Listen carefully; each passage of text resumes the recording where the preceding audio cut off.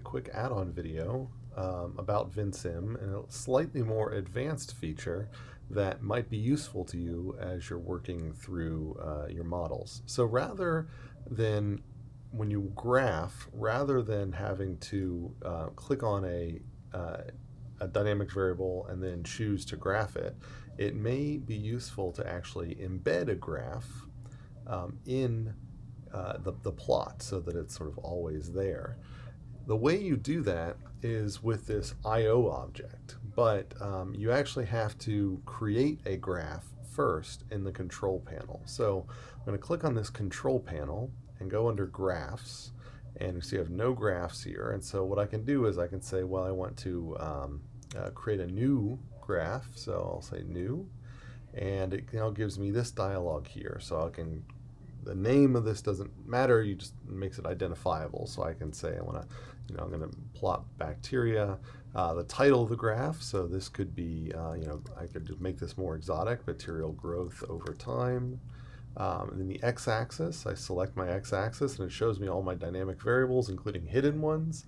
So I can say I want to use time. So then I can hit OK. And so this time should automatically import the units for that time.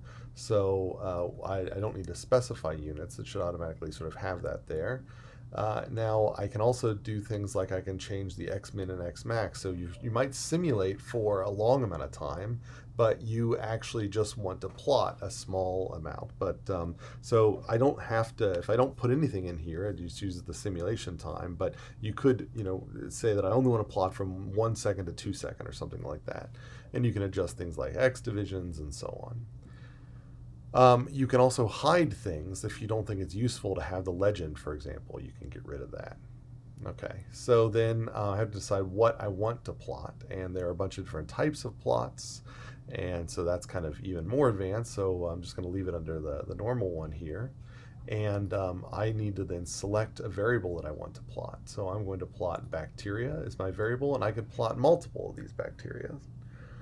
And there's ways to then select, which data set, because remember, simulation file results, you can select which data set you want to plot and so on and so forth. You can give them, different labels. You can change their line widths so they look different. And you can even specify units. So if you haven't specified a unit here, so if you've made everything unitless, then you can actually then specify your units here. So that's actually going to be very attractive if you want to be able to sort of rapidly prototype these models and don't want to keep track of units actually in them. You can leave the whole model unitless, and then when you're in your plots, you actually put the units in here.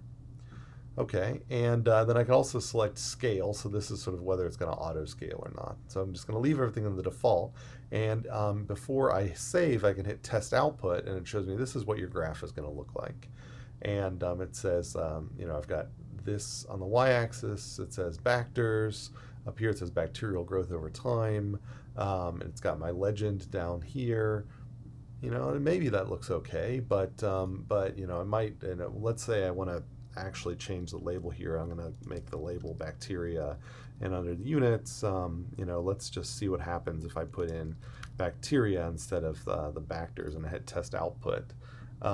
So down here, this is where that label shows up, but you see that, so it now overwrote that original label and it overwrote my original units. So that's a way you can modify these plots without having to actually go in and modify the stocks. And so if you like the way that looks, then I can hit OK, and now it has a set of these graphs. And I can always go into these graphs and click display, and it shows me a little test output. All right, and I can hit modify, and I can edit them. But that still doesn't embed them. So then how do I get them embedded? Well, I can do this IO object. And I can click anywhere on the graph, so let's say down here. And under this IO object, I can then select Output Custom Graph. And then under Custom Graph or Analysis Tool for Output, all of those graphs that I defined show up in here. So I'll select Bacteria. If I click OK, then it puts this IO object, which just shows this generic kind of graph here. Now, if I were to hit Simulate, then I see that it ends up putting it back in place. So there it is. It's nice and embedded. So if I go to move size, I can maybe make that a little bit bigger. And if I go back to lock or sketch mode here, then it'll go back to whatever whatever data set's currently been loaded. And so now, if I wanted to change this parameter, like let's say I go in and I change the parameter to, back to 0.75, and then if I were to go back to lock stretch, this is the old value, but if I were now to hit simulate, then it shows me what it looks like with the new value. That we have this nice plot out here, it would be nice if we could experiment with this simulation without having to go through and edit these equations every time. So I already showed you how you can hit simulate to simulate a new sim here. What you can also try is this synth-sim or synth-sim.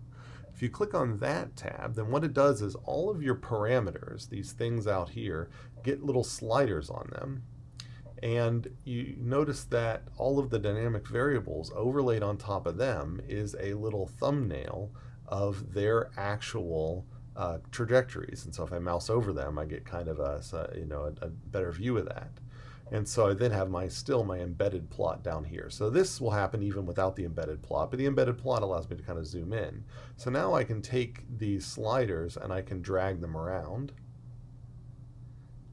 And then as I let go, it then shows me in my plot down here, as well as in these little thumbnails, how the trajectories of the system change. Now, if in this process you want to go back to the default, up here they have a reset current to base, or they even have a reset all to base, and it'll go back to the base case before you started moving the sliders around. So that's a good way to get kind of some intuition into how your sliders are affecting the system. Now, if you would like, you can, so I'm going to hit stop, setup, so that's how you get out of here, stop. And if you would like, you can actually create a different I/O object with input sliders. So you can actually choose one of these, like average time until reproduction. And I can create a slider, which looks like this thing here. And then if I were to look at the settings of that slider, I can adjust the ranges, for example, and the increments. So I can say I want this thing to go from 0 to 5, with increments of 0.01, and I can then click OK.